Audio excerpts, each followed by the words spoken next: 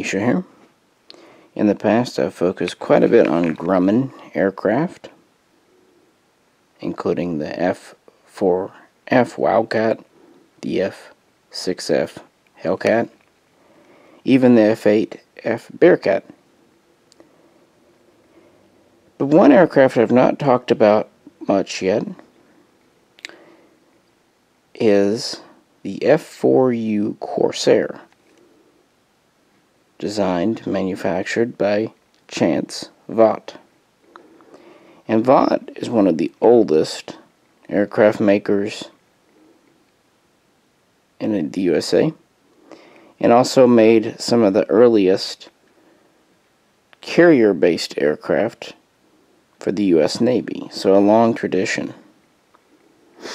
And the F4U has a very interesting history. It was designed relatively quickly, in only about 2 years, but then it had over a 2.5-year development cycle because of problems. But then once it was put into production, it ended up being made by 3 factories with over 12,500 examples produced, having the longest production run duration of any American piston fighter ever, and ultimately being called the best piston fighter that America had in World War II, at least by some.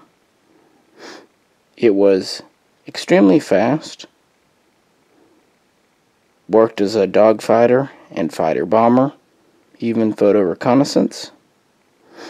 And not only did it serve America in both the Atlantic and Pacific, it served the Royal Navy, Fleet Air Arm, in the Atlantic and Pacific as well. It also served France and others. And it was one of the few World War II piston fighters to be carried over from World War II and to see heavy and continuous use in Korea. So it even survived into the jet age. So with that said, I have 3 examples on the table. Over here, I have an early F4U-1. This is one of Corgi's basic models in their Warbirds series. In the middle, I have a Corgi F4U-1A, also known as Corsair Mark II from the British Navy. And on the left, I have an F4U-1D made by Forces of Valor, and this is a U.S. Marines model from late in the Pacific War, 1944-1945. Externally, there's not a lot of differences, but actually there were many engineering changes and 16 major variants in the Corsair line, so there definitely were changes. So with that said, let's jump into it.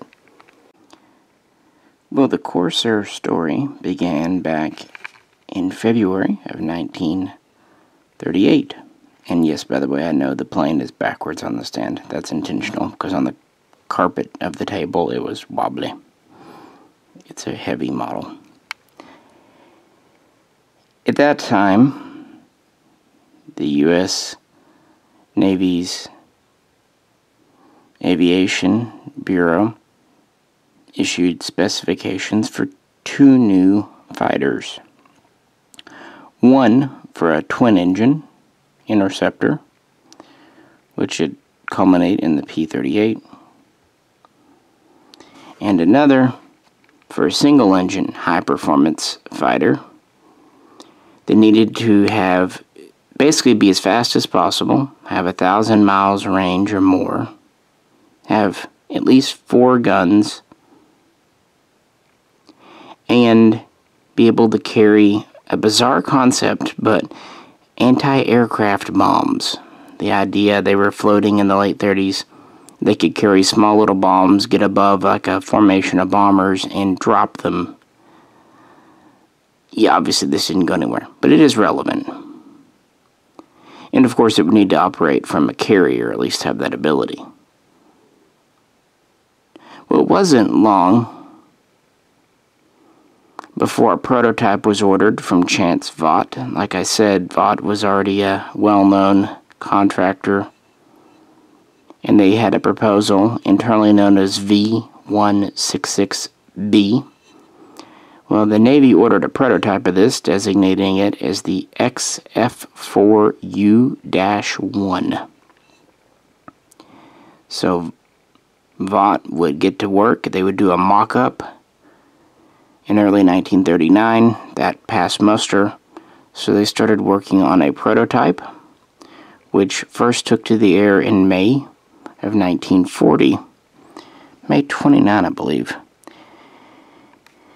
The flight started off good, but as they got into it,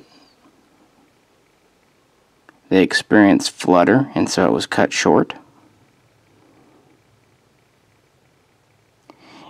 And this would be when the plane would kind of start to have problems. Now, I will admit that despite early difficulties, on October 1st of that same year, the F4U became the first U.S. fighter to exceed 400 miles per hour, or rather, I should say single-engine fighter. So, it had good climb, good dive. It was fast. It had a prototype of what would become the double Wasp engine, used later in several other aircraft, including the F-6F.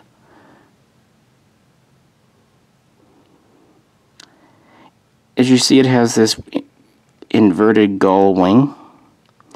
It's actually a very aerodynamic wing, but they kind of hit upon it by accident. It was originally made to accommodate a larger wing surface, but in a smaller package for carrier use. This is also the first Navy fighter to have fully retractable landing gear. They actually kind of folded up and rotated into wells. The first version had two 30 caliber machine guns in the fuselage that fired through the propeller, and two 50 caliber machine guns in the wings.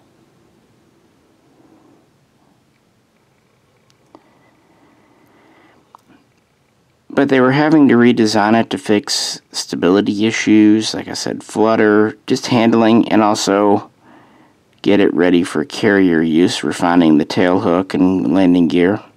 They actually ended up using some fabric and wood parts intentionally in this to fix some issues. And then in November of 1940, the Navy decided that the firepower just wasn't enough. So they kind of requested an upgrade.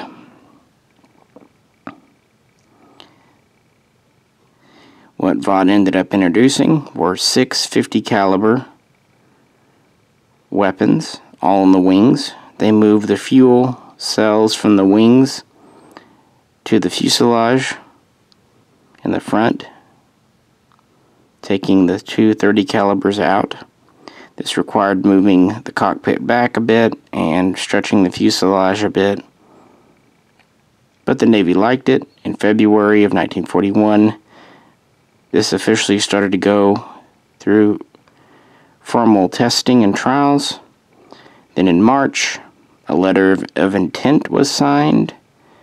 Vought would come back with a cost proposal, and the Navy would come back with an order for 584 F4U-1 models.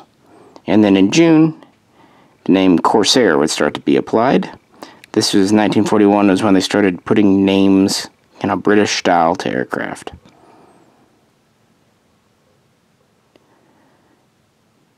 So production was underway with a more refined version. And the first production Corsair flew on June 24th or 25th, depending on which source you're in, 1942. But its tribulations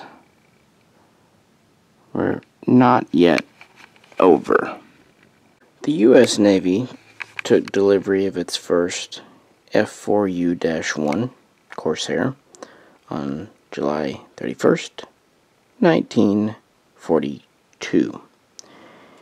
However, it was not cleared for carrier duty. American pilots were having trouble with its visibility, landing speed, the tall gear for takeoff, being able to see. They just weren't confident in its carrier operations. So even though it had been tested, it was only cleared for use from shore bases from ground. Instead, another aircraft that had just flown that year, Grumman's F6F, would be the new carrier aircraft, leaving this in a bit of a limbo state. And really the folks who brought it out were the Brits. They first received a batch of Corsairs, 95, designating them as Corsair Mark I.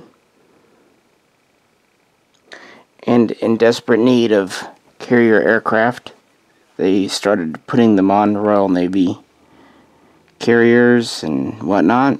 And their ships were smaller than a lot of Americans, more like escort carriers. And the British found techniques, flying techniques, for example, curving in for better runway visibility.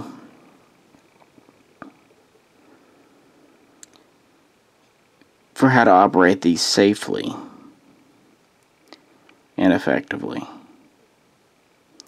It's a little unclear exactly if it was Vought or the British. One thing we know, the British did so-called clip the wings. You can see on this model the wing tips are very square.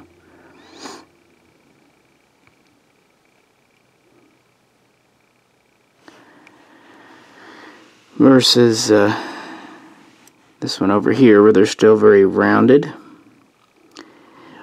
They clipped 8 inches off just so they could fit with the wings folded up below decks on their carriers without hitting the ceiling. But when they did that, they actually improved the aerodynamics and performance and actually fixed a few issues, especially going at low speed. Another thing, the original aircraft had what's called a bird cage canopy, and the pilot was pretty low seated in it. Well, soon the British started fitting what is known as a blown canopy. They started doing the same thing for like their Spitfires, where it's a more poofed out design, better visibility. They also raised the pilot's seat by several inches, 5 to 7 inches. Regardless, these changes were soon instigated by Vought, informally known as the F4U-1A, and the British called these improved models Corsair Mark II. Now, because it was wartime and Vought had other things going on besides the Corsair, contracts were issued to Brewster of Buffalo fame and Goodyear to produce the Corsair.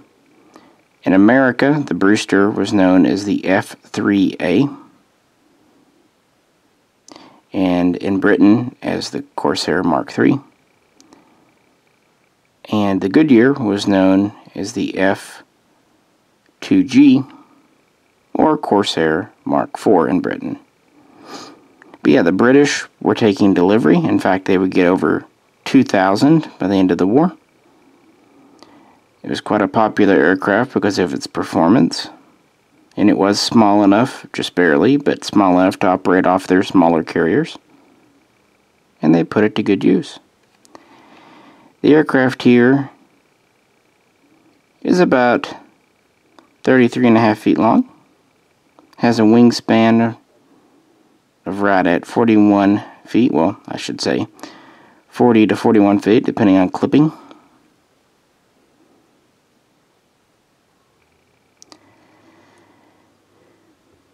Maximum speed for early versions was around 420 miles per hour, but by later versions they were bumping that up over 445 miles per hour.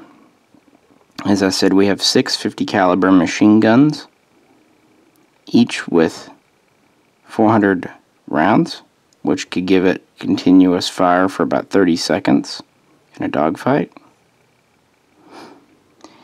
Remember I said at the beginning of the video they wanted these to be able to carry anti-aircraft bombs. Well, the bombs never materialized, but the ability to carry them was always in the design. So from the beginning it had the ability to carry up to 4,000 pounds of ordnance, especially later versions with the uprated engines.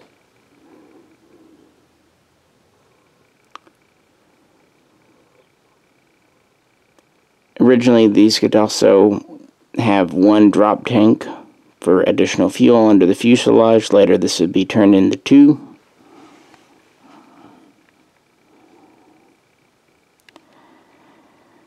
The British would fly these in 1943, and they were becoming quite common in 1944. They were used probably most famously in Europe during Operation Tungsten in the summer of that year. That was kind of the assault on the battleship Tirpitz. Royal Navy Corsairs were flying close air support. Well, I should say escort, I apologize. They were flying escort, although they really were unopposed by that time for the attacks on the battleship. Also in April of that year, they started deploying these in the Pacific, and found them quite useful. In fact, by the summer of 1945, British Corsairs were used to directly attack, using their fighter bomber abilities to directly attack the Japanese home islands, including some raids on Tokyo itself.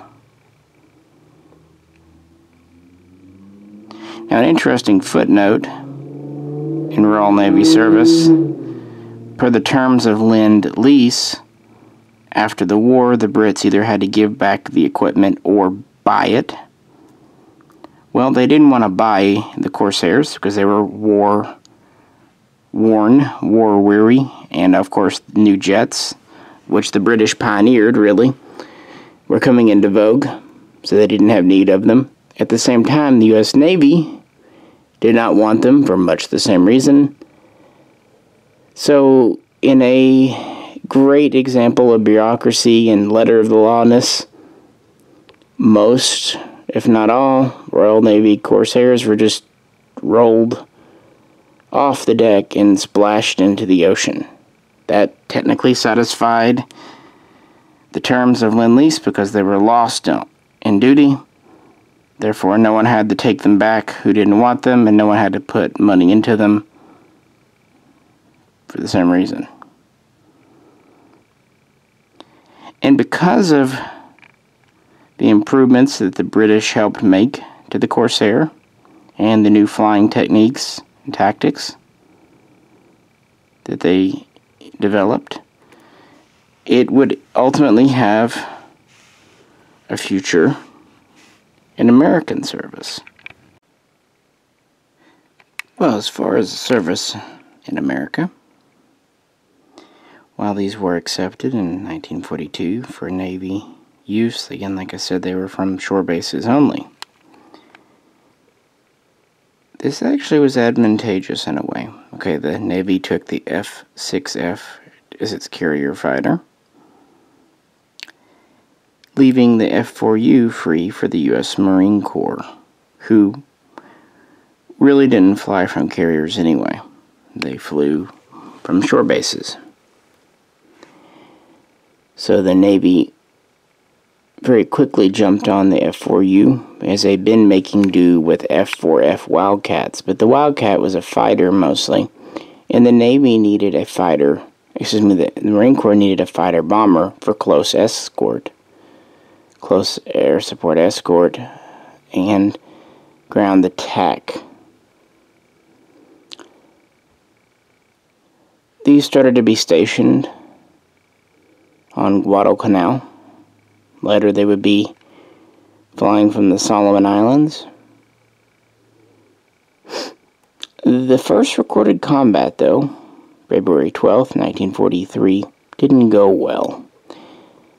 Marine F4Us were assigned to escort a flight of B-24 Liberators on a bombing raid of the Japanese, and this became known as the St. Valentine's Day Massacre. Several American aircraft were lost with very little to show for it. Of course, it wasn't the Corsair's fault exactly. I mean, it was one aircraft out of many. It was just an escort. But it did show early on that they didn't really know how to utilize the advantages this aircraft could offer. But it was a steep learning curve. And by May, we had our first Marine Corsair ace. And they really learned to take advantage of its speed, heavy-hitting armor. The Corsair could take a lick. Good maneuverability, good climb, good dive. By this point, in most ways, except at lower speed maneuverability, it outperformed the Japanese Zero. And while the Marines did fly these and use them as dogfighters sometimes, they were mostly used as bombers. To that end, this version here, the F4U-1D, came about. The C was similar, except the D had the standard 6 50 cal guns. The C would have 4 20mm cannon, but the D was much more common. These had water injection for the engines, which increased the max speed. It also made it easier to carry a load of, again, about 4,000 pounds of ordnance. They could also carry 2 drop tanks, whereas earlier versions only could carry 1. They could carry iron bombs or 8 unguided rockets, 4 under each wing, which helped with ground attack. And so yeah, they started to be quite effective light bombers that could also very much defend themselves. And the Marines used them as such. And of course we had famous flyers like Pappy Bungton, the Black Sheep, and several Marine aces were made. So they definitely shot down their share of Japanese aircraft too. In the Navy, their Corsairs did not see combat until September of 1943, at which time they were still restricted to land operations. Although on November 11th, a flight of Corsairs had to land on an American carrier for refueling, rearming. In this experience, along with a few other times Navy Corsairs had to land on carriers, plus the advancements the British made, finally convinced the Navy to clear these for carrier operations in April of 1944, and by the end of that year, the Corsair was flying from Navy carriers. One thing to point out, the F-6F had to fly from the largest carriers of the day, but the F-4U could fly from medium-size and even escort carriers, taking the place of some F4F Wildcats.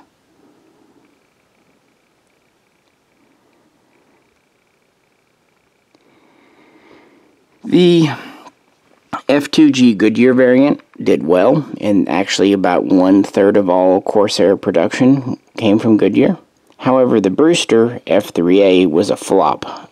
Poor quality control. Actually, the contract was just outright canceled. And Brewster Corsairs were never stationed in frontline units. They were basically kept for training, and quite a few were also given to the British, around half of them.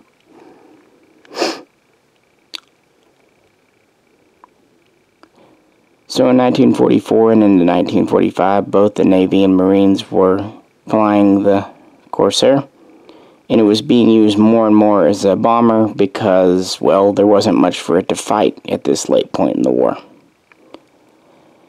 To that end, the final major production version would end up being the F4U-4, which had a uprated engine. Actually added a new air scoop under the nose.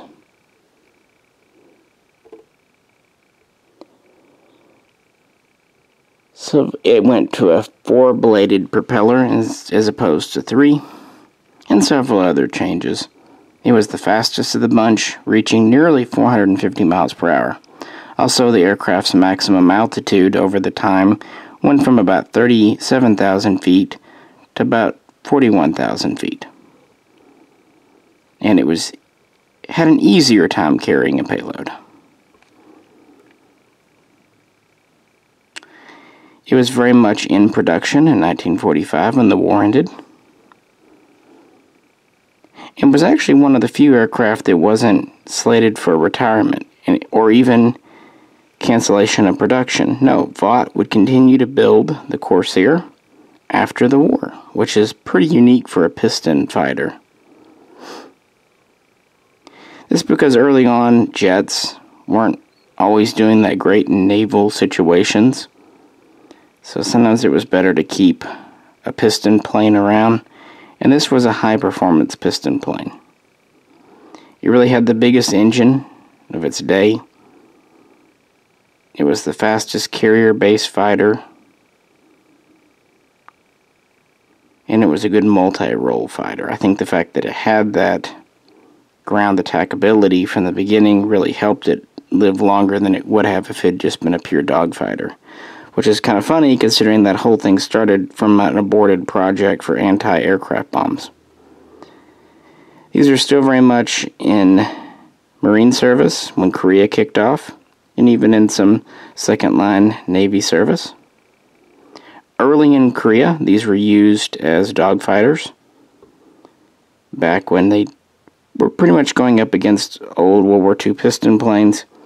But when the MiG-15 made its debut at the very end of 1950, beginning of 1951, obviously the F4U was quickly outmatched. No contest. Actually, a couple of MiGs were shot down by these, but it was kind of more of a situational thing. Instead, as they had done, these were really used to provide close air support to ground troops. They were also used as nighttime interdictors or night fighters.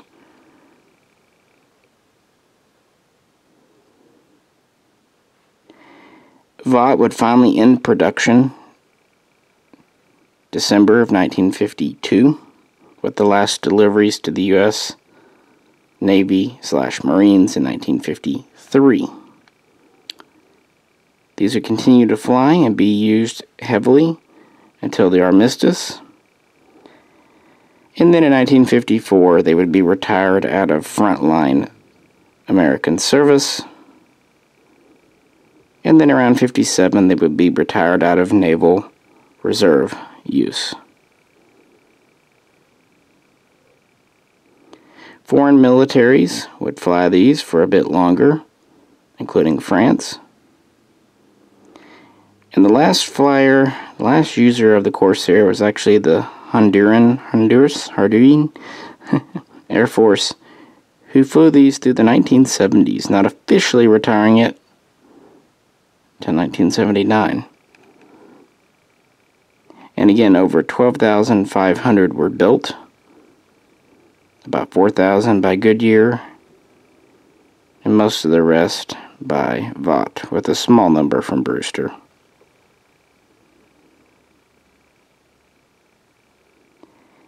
There were a lot of changes, but a lot of them had to do with the engine, the landing gear, the tail hook, the guns.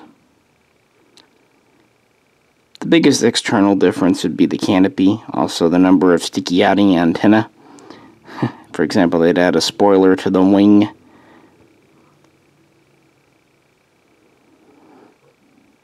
But definitely a cool plane, and a pretty big hot rod for its day.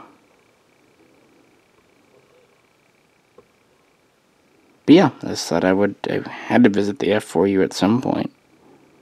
Today seemed like a good one. As far as the models,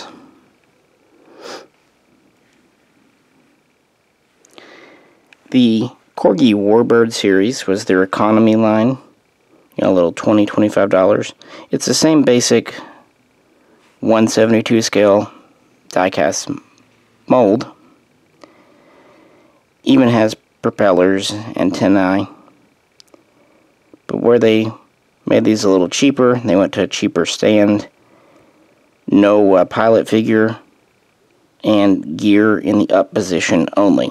Now, I did put a pilot figure in this one, because actually this came with the later blown canopy, but I happen to have from a parts model an earlier style canopy, so I put it on. And while I did that, I put a little figure in there, but normally these don't come with them. The British one over here is from their aviation archive. Like I said, this is from the Royal Navy. This is a Mark II, I believe. It does have a figure, comes with a nicer stand. It does have gear up or down. And it came with optional fuel tanks, but I don't have them installed. One thing they were not hanging on great. They kept falling off, and I didn't want to glue them, so I just left them off.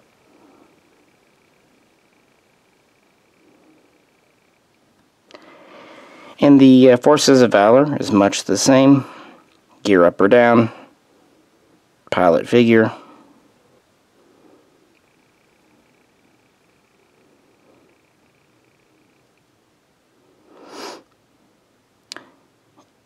Has kind of the Forces of Valor stand, which I'm not a huge fan of, but at least it's on a short stem, so its chances of tumbling over are lessened. But it's actually a nice model. These were a little cheaper than the Corgi. And most of Corgi's models end up being British, so it's nice to have the Forces of Valor to get more American variants from time to time.